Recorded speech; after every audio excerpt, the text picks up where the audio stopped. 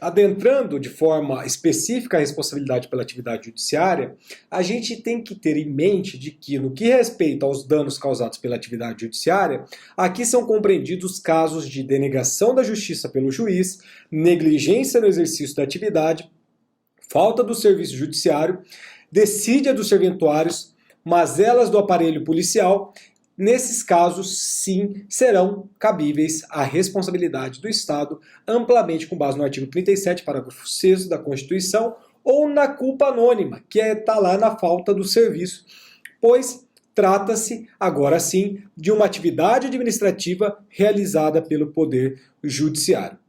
Com efeito, isso vai gerar para nós danos graves e de difícil reparação que podem sim resultar para as partes, em razão dessa negligência do juiz no cumprimento ao seu dever, um prolongamento abusivo por exemplo, de prisões preventivas, um vazamento indevido de informações sobre certos processos para órgãos de imprensa, o que contribui, nesses casos, para que se proteja uma certeza de culpa antes do julgamento e, por exemplo, espetacularização de prisões cobertas pela mídia, com a colocação, por exemplo, de algemas, que é algo que tem uma súmula vinculante própria, que proíbe esses casos se não tiver resistências, a divulgação, por exemplo, de gravações telefônicas e sigilosas, trechos de conversas totalmente fora do contexto e sem que se tenha nenhuma natureza, nenhuma certeza de sua autenticidade,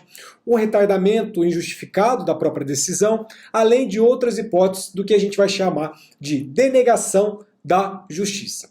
Por seu turno, o serviço judiciário defeituoso, mal organizado, sem os instrumentos materiais e humanos adequados, pode sim, igualmente, tornar inútil a prestação jurisdicional e acarretar graves prejuízos aos jurisdicionados pela excessiva morosidade na tramitação do processo.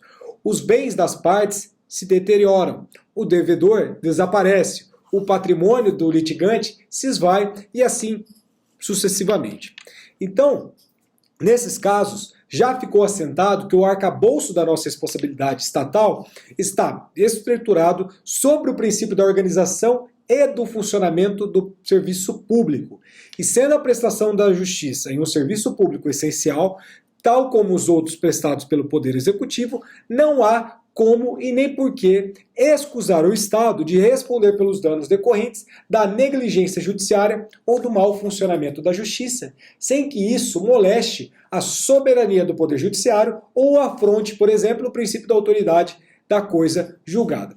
E esta é a posição assumida pela melhor e pela mais atual doutrina brasileira e que, obviamente, começa a repercutir já há algum tempo na jurisprudência em consonância com a grande abrangência que a Constituição Federal de 1988 deu à responsabilidade civil do Estado. E aqui, para ilustrar para vocês, dois julgados breves que vêm do Tribunal de Justiça do Rio de Janeiro.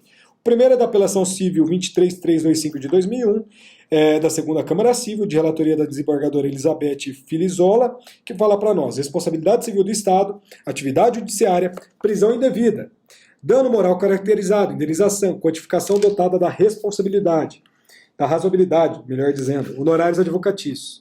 A prova do dano está no próprio fato que o ensejou, ou seja, a prisão do autor quando a autoridade judiciária já tinha determinado o recolhimento do mandato anteriormente expedido. É cabível a responsabilidade do Estado, com base no artigo 37, parágrafo 6º da Constituição, quando se tratar de danos causados pela atividade judiciária realizada pelo Poder Judiciário. A indenização foi fixada com razoabilidade, diante das circunstâncias do caso concreto, não representando uma vantagem pecuniária para o ofendido, nem caracterização do enriquecimento sem causa, tratando-se de uma ação de indenização cujo valor pleiteado é meramente estimativo, não ocorre a sucumbência parcial se a condenação fixada na sentença é inferior àquele montante.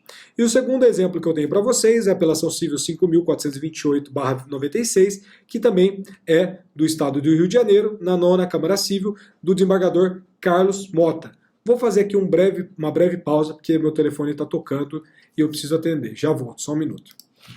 Então, voltando para o nosso segundo exemplo, peço desculpas aí pela interrupção em decorrência do telefonema que eu recebi, mas traz aqui a apelação civil 5.428, dígito 96, da nona Câmara Civil, de relatoria do desembargador Carlos Mota, do Tribunal de Justiça, do Egrégio Tribunal de Justiça do Rio de Janeiro, melhor dizendo. Responsabilidade civil do Estado, risco administrativo, atos do Poder Judiciário. O princípio estatuído pelo parágrafo 6º do artigo 37 da Carta Política, no tocante à atividade jurisdicional, sofre temperamento advindo da regra do artigo 5º, inciso 75, melhor dizendo, que restringe a responsabilidade estatal aos casos de erro judiciário ou prisão ilegal. A prisão preventiva, regularmente decretada, tem respaldo constitucional com base no artigo 5º, inciso 61, e é superveniente a absolvição do preso, fundada em inexistência e insuficiência de provas, não fazendo coisa julgada no campo civil, não tem um condão de transmudá-la em ato ilegal, capaz de respaldar pretensão indenizatória. O dever do Estado de manter a tranquilidade e a ordem públicas não se compadece com a leniência, leniência no tratado com delinquentes. Galera, vale ressaltar aqui que a lei também do abuso de autoridade trouxe aqui uma modificação interessante acerca dessa divulgação dos dados da pessoa, do investigado, mas isso vocês podem perguntar para as professoras de direito penal, que saberão responder muito melhor do que eu, tá? Então, para a gente finalizar, a gente vai falar da responsabilidade pessoal do juiz.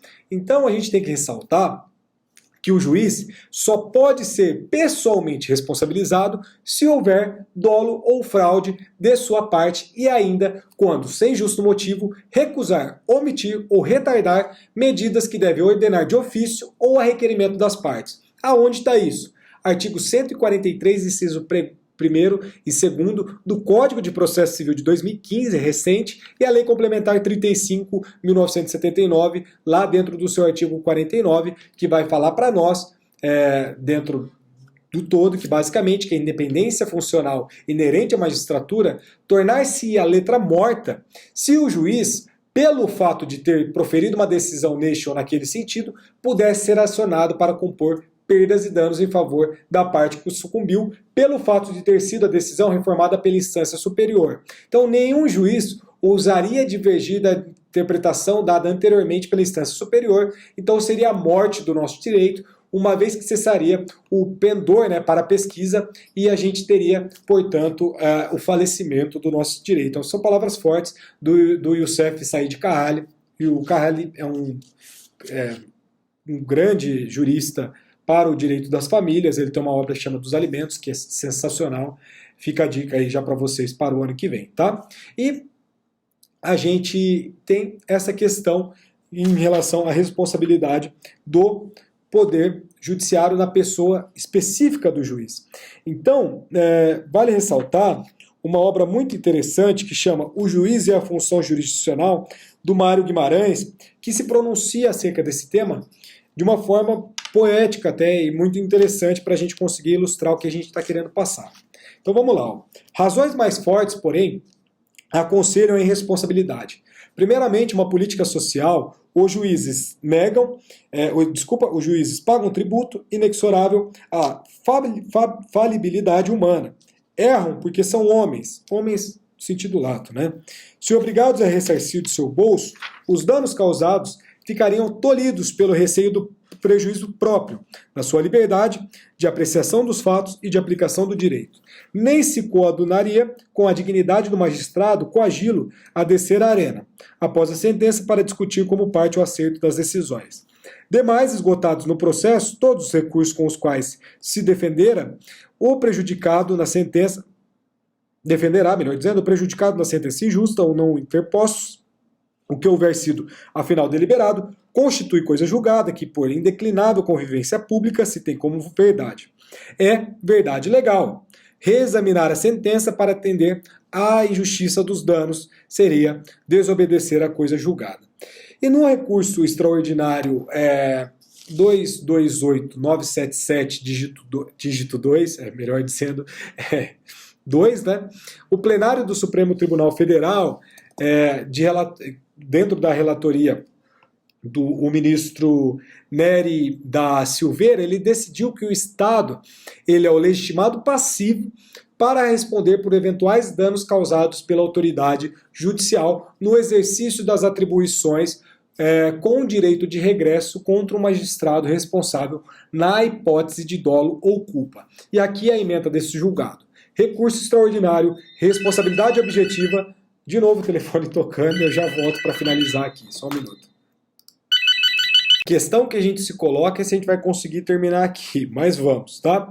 Então, continuando aqui a nossa interpretação acerca do livro O Juiz e a Função Jurisdicional, do Mário Guimarães, ele vai falar para nós que, demais esgotados no processo, todos os recursos com os quais se defenderá o prejudicado na sentença injusta ou não interpostos, o que houver sido afinal deliberado constitui coisa julgada. Portanto, é indeclinável convivência pública se tem como verdade. E é verdade legal. Renovar a discussão, reexaminar a sentença para atender à injustiça dos danos, seria desobedecer a coisa julgada. Então, ele sustenta que a responsabilidade do juiz, em que pese as respeitáveis opiniões em contrário, não exclui a do Estado, por uma simples razão muito clara. Por quê? Porque se o Estado responde, como já sustentado, por uma razão por uma simples negligência, ou uma decídia do juiz, por mais forte razão deve também responder quando ele age de forma dolosa. Então, em ambos os casos, o juiz atua como órgão estatal, exercendo uma função pública, entendendo que, no último caso, poderá o lesado optar entre acionar o Estado ou diretamente o juiz, ou ainda os dois, porquanto haverá aí uma solidariedade especial que a gente vai verificar estabelecida dentro do ato ilícito. Então, nesse sentido, a jurisprudência também já começa a se inclinar. Beleza? Então a gente fecha essa parte aqui da nossa atividade jurisdicional e a gente vai falar da nossa responsabilidade em decorrência das obras públicas. Já voltamos.